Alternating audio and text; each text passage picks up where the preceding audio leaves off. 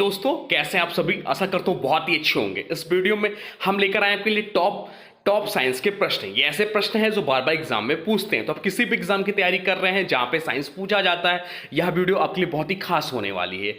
आज का जो है 10वां सेट है। तो अगर इससे पहले आपने वीडियो नहीं देखा है तो आप प्लेलिस्ट में जाकर वीडियो को देख सकते हैं। चलिए वीडियो की शुरुआत करते हैं। हाँ, वीडियो के अंत में फीडबैक जरूर दीजिएगा जिससे कंटेंट को और अच्छा बनाया जा सके। देखते हैं पहला प्रश्न क्या है। पहला प्रश्न आपसे पूछा है, मनुष्य की आंखों में वस्तु की छवि किस भाग पर बनती है। आपसे पूछा है, मनुष्य की आंखों में वस्तु की छवि किस भाग पर बनती है। कार्निया पर बनती है, रेटिना पर बनती है, आइरिस पर बनती है या लेंस पर बनती है। तो इस प्रश्न का जो राइट आंसर हो जाएगा वो हो जाएगा ऑप्शन बी, रेटिना पर बनती है। राइट आंसर हो जाएगा ऑप्शन बी।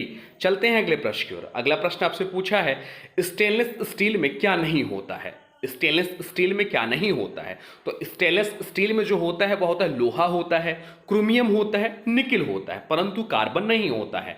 तो यहां पर आपसे पूछा है स्टेनलेस स्टील में क्या नहीं होता है। तो राइट आंसर हो जाएगा इसके अकॉर्डिंग ऑप्शन डी, कार्बन जो होता है वह स्टेनलेस स्टील में नहीं होता है। चलते हैं अगले प्रश्न की ओर। अगला प्रश्न आपसे पूछा है, कौन सा हार्मोन लड़ो या भागो प्रक्रिया से संबंधित है। आपसे पूछा है, कौन सा हार्मोन लड़ो या भागो प्रक्रिया से संबंधित है। इंसुलिन, थायरॉक्सिन, एड्रेनालिन या एस्ट्रोजन। तो राइट आंसर जो हो जाएगा इस प्रश्न का वो हो जाएगा ऑप्शन बी, थायरॉक्सिन। थायरॉक्सिन इस प्रश्न का राइट आंसर हो जाएगा। चलते हैं अगले प्रश्न की ओर। अगला प्रश्न आपसे पूछा है, हड्डियों में कैल्शियम के साथ किस तत्व का होना आवश्यक होता है।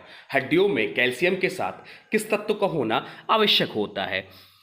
मैग्नीशियम, फास्फोरस, सोडियम या जिंक। तो राइट आंसर जो हो जाएगा इस प्रश्न का वो हो जाएगा ऑप्शन बी, फास्फोरस। फास्फोरस इस प्रश्न का राइट आंसर है। चलते हैं अगले प्रश्न की ओर। अगला प्रश्न आपसे पूछा है, कोशिका में जल संतुलन बनाए रखने का कार्य कौन करता है। कोशिका में जल संतुलन बनाए रखने का कार्य कौन करता है। कोशिका झिल्ली, नाभिक, माइटोकॉन्ड्रिया या ग्लॉसी बॉडी। तो राइट आंसर जो हो जाएगा इस प्रश्न का वो जाएगा ऑप्शन ए, कोशिका झिल्ली जो है वह कोशिका में जल संतुलन बनाए रखने का प्रमुख कार्य करता है। चलते हैं अगले प्रश्न की ओर। अगला प्रश्न आपसे पूछा है, कौन सा अम्ल मानव पेट में पाचन में सहायक होता है। कौन सा अम्ल जो है मानव पेट में पाचन में सहायक होता है। हाइड्रोक्लोरिक अम्ल, नाइट्रिक अम्ल, सल्फ्यूरिक अम्ल या एसिटिक अम्ल। तो राइट आंसर जो हो जाएगा वो जगह ऑप्शन है, हाइड्रोक्लोरिक अम्ल इस प्रश्न का राइट आंसर है। चलते हैं अगले प्रश्न की ओर। अगला प्रश्न आपसे पूछा है, ओवन में भोजन गर्म करने के लिए कौन सी तरंगें उपयोग होती है। ओवन या माइक्रोवेव में भोजन गर्म करने के लिए कौन सी तरंगें उपयोगी होती हैं। रेडियो तरंगे, सूक्ष्म तरंगे, औरक तरंगे या पराबैंगनी किरणें।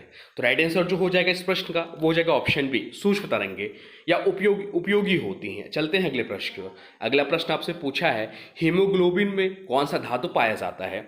हीमोग्लोबिन में कौन सा धातु पाया जाता है। जिंक, आयरन, तांबा या कोबाल्ट। तो हीमोग्लोबिन में जो धातु पाया जाता है वह पाया जाता है आयरन। आयरन जो है हीमोग्लोबिन में पाया जाता है। तो राइट आंसर हो जाएगा ऑप्शन बी, आयरन। चलते हैं अगले प्रश्न की ओर। अगला प्रश्न आपसे पूछा है, लौह तत्व शरीर में किसके रूप में संचित होता है। लौह तत्व जो है वह हमारे शरीर में किसके रूप में संचित होता है। फेरेटिन, एंटीबॉडी, कैरोटीन या मेलाटोनिन। तो राइट आंसर हो जाएगा ऑप्शन है, फेरेटिन के रूप में संचित होता है। चलते हैं अगले प्रश्न की ओर। अगला प्रश्न आपसे पूछा है, एक्स किरणों की खोज किसने की थी।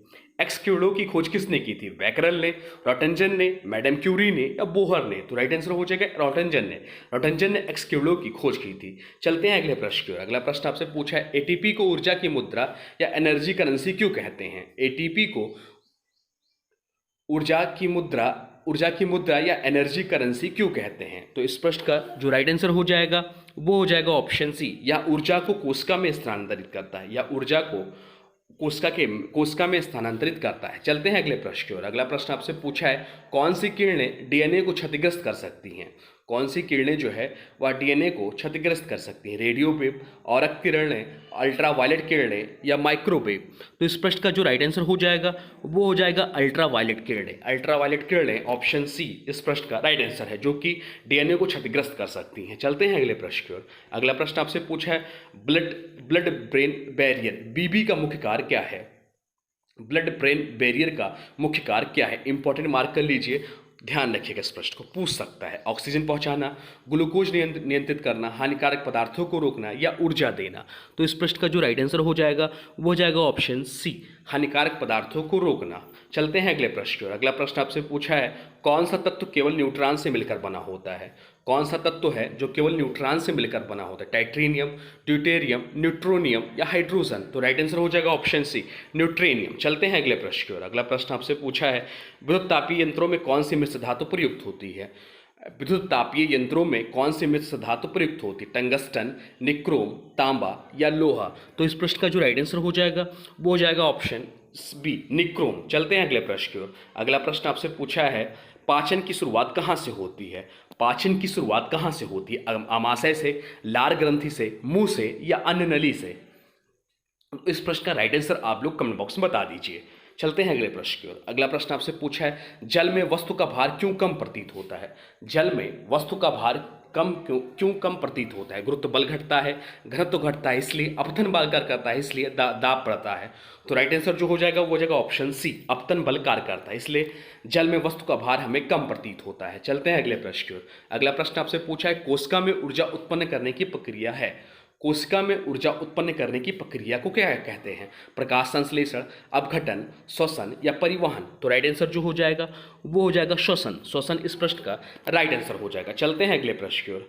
अगला प्रश्न जो है वो आपसे पूछा है, आधुनिक आवर्त सारणी का आधार क्या है? आधुनिक आवर्त सारणी का आधार क्या है? परमाणु भार, परमाणु संख्या, द्रव्यमान संख्या या इलेक्ट्रॉनिक विन्यास? तो राइट आंसर जो हो जाएगा वो हो जाएगा ऑप्शन बी, परमाणु संख्या आधुनिक आवर्त सारणी का आधार है। चलते हैं अगले प्रश्न की ओर। अगला प्रश्न आपसे पूछा है, मस्तिष्क की सुरक्षा किससे होती है? मस्तिष्क की सुरक्षा किससे होती है? मेरुरज्जु से, कवच तंत्र से, कपाल से या ब्रेनसेल से? तो राइट आंसर जो हो जाएगा वो हो जाएगा ऑप्शन सी, कपाल या खोपड़ी से। चलते हैं अगले प्रश्न की ओर। अगला प्रश्न आपसे पूछा है, यह किसने सिद्ध किया कि जीव माता पिता से उत्पन्न होते हैं? यह किसने सिद्ध किया कि जीव जो है वह माता पिता से उत्पन्न होते हैं? ग्रेगर जॉन मेंडल ने, लुई पास्चर ने, हर्शे ने या डार्विन ने? तो राइट आंसर जो इस प्रश्न का हो जाएगा वो हो जाएगा ऑप्शन बी, लुई पास्चर ने। चलते हैं अगले प्रश्न की ओर। अगला प्रश्न आपसे पूछा है, रेडॉक्स अपक्रिया में होता है, रेडॉक्स अपक्रिया में क्या होता है? केवल ऑक्सीकरण होता है, केवल अपचयन होता है, दोनों होता है या तटस्थीकरण रहता है? तो राइट आंसर जो हो जाएगा वो हो जाएगा ऑप्शन सी, रेडॉक्स अपक्रिया में केवल ऑक्सीकरण भी होता है और अपचयन भी होता है। तो राइट आंसर हो जाएगा ऑप्शन सी, दोनों होता है। चलते हैं अगले क्वेश्चन की ओर। अगला क्वेश्चन आपसे पूछा है, ओजोन परत में कौन सी गैस क्षति पहुंचाती है? ओजोन परत को कौन सी गैस क्षति पहुंचाती है? CO2, CFC, NO2 या SO2? तो ओजोन परत में जो गैस क्षति पहुंचाती है वह होती है CFC, जिसे बोलते हैं क्लोरोफ्लोरोकार्बन। यह जो है ओजोन परत को क्षति पहुंचाती है। चलते हैं अगले प्रश्न की ओर। अगला प्रश्न आपसे पूछा है, कोशिका का शक्ति ग्रह कौन सा है? कोशिका का शक्ति ग्रह कौन सा है? ग्लाजी बॉडी, माइट्रोकांडिया, लाइसोसोम या राइबोसोम? तो राइट आंसर हो जाएगा ऑप्शन बी, माइट्रोकांडिया कोशिका का शक्ति ग्रह है। चलते हैं अगले क्वेश्चन की ओर। अगला क्वेश्चन आपसे पूछा है, वसा के पाचन में सहायक एंजाइम है। वसा के पाचन में सहायक एंजाइम कौन सा है? तो वसा के पाचन में सहायक एंजाइम क्या है? पेप्सिन है, ट्रिप्सिन है, लिपेज है या एमाइलेज है? राइट आंसर आप लोग कमेंट बॉक्स में लिख दीजिए। चलिए बता देते हैं, अगर आप लोग राइट आंसर ऑप्शन सी लिख रहे हैं तो आप सही हैं, अन्यथा आपको ध्यान देने की ज़रूरत है। तो राइट आंसर हो जाएगा ऑप्शन सी, लिपेज वसा के पाचन में सहायक एंजाइम है। चलते हैं अगले प्रश्न की ओर। अगला प्रश्न आपसे पूछा है, किस तत्व का उपयोग परमाणु रिएक्टर में नियंत्रण छड़ बनाने में होता है? किस तत्व का उपयोग परमाणु रिएक्टर में नियंत्रण छड़ बनाने में होता है? यूरेनियम, थोरियम, कैडमियम या प्लूटोनियम? तो राइट आंसर हो जाएगा ऑप्शन सी, कैडमियम इस प्रश्न का राइट आंसर है। चलते हैं अगले प्रश्न की ओर। अगला प्रश्न आपसे पूछा है, मनुष्य की त्वचा का रंग किस पर निर्भर करता है? मनुष्य की त्वचा का रंग किस पर निर्भर करता है? कोलेजन, मेलेनिन, कैरोटीन या हीमोग्लोबिन? इंपॉर्टेंट मार्क कर लीजिए इस प्रश्न को। तो राइट आंसर हो जाएगा ऑप्शन बी, मेलेनिन। मनुष्य की त्वचा का रंग इस पर निर्भर करता है, इस तत्व पर निर्भर करता है। चलते हैं अगले क्वेश्चन की ओर। अगला क्वेश्चन आपसे पूछा है, प्रकाश की किरण जब एक माध्यम से दूसरे में जाती है तो उसकी कौन सी विशेषता नहीं बदलती?